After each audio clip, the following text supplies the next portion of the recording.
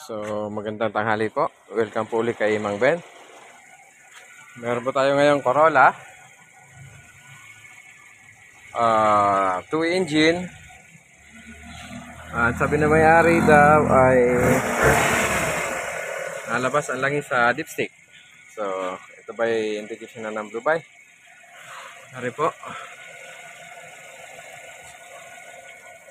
Yan ang stick niya.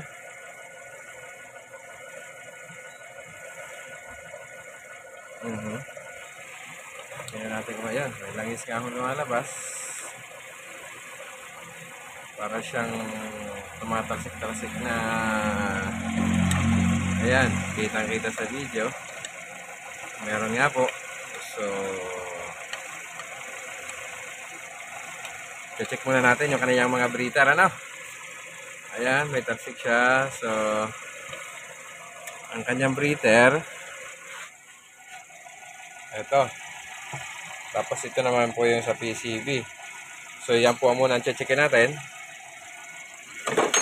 Ang inner cover. Tuloy. May pressure siya dito.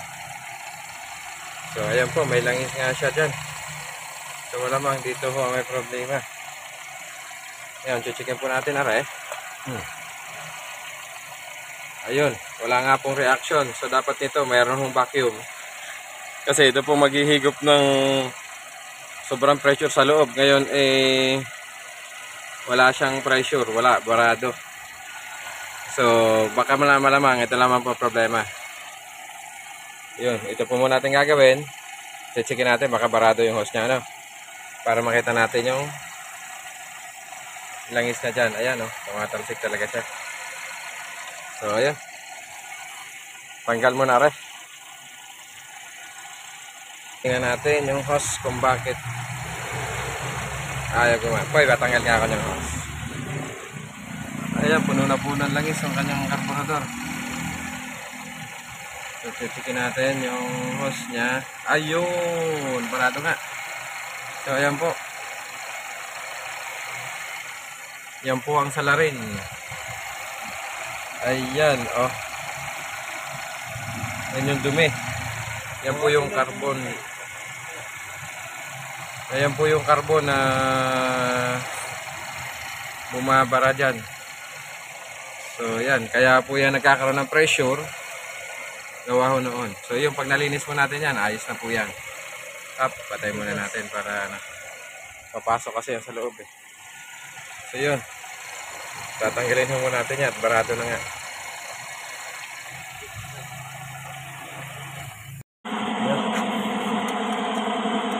So yun po, bago natin tanggalin yon, tatanggalin mo natin carburetor kasi nakapatong mo yan sa carburetor. Yun, kakalisin mo natin carburetor at saka natin yung natin. So yan po, nabaklas natin carburetor. Ito po ang ating kukunin dyan. Yan. Ayan ho. Ito. Yun. So dito po kasi ito po ang galing PCB. Ngayon ihigupin po yan dito. May butas yan. Ayan po ang butas.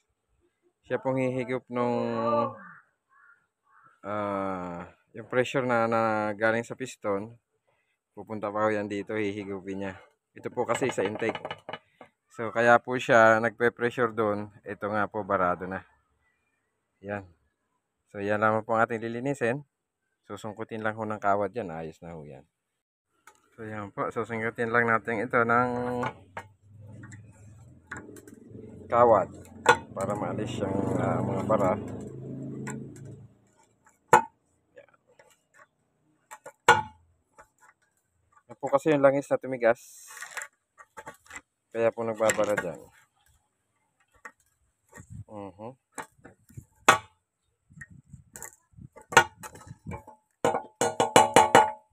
So, yan po. Yan po yung bumara. Yan po ay susungkitin lang po natin. So, yun po. Naikabitan natin. Tigas na. Start. Paisa tala. Nagbago ang kanyang minor kasi gumana na po ang kanyang vacuum.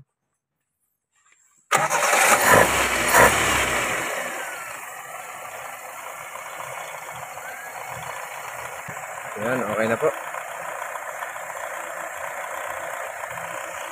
Wala na siyang tulo. Wala na siyang talsik. So yun lang ang naging problema. Yung kanyang barado, ang kanyang sa PCB papunta sa intake. Ayun, ayan po. Okay na siya. Hindi na siya tumatalsik kasi po wala na pong pressure sa loob. Ngayon, nahihigop na ng intake. So, yun lamang po. Pagka ganon, check nyo muna yon mga breather nya. Bago natin tirahin yung makina na po. Kasi minsan dito lang yan. So, thank you po. Na may natutunan naman tayo sa munting video nga rin. Yan lamang po ang checkin natin. Itong kanyang sa breather at saka sa kanyang PCB. So, thank you po and God bless.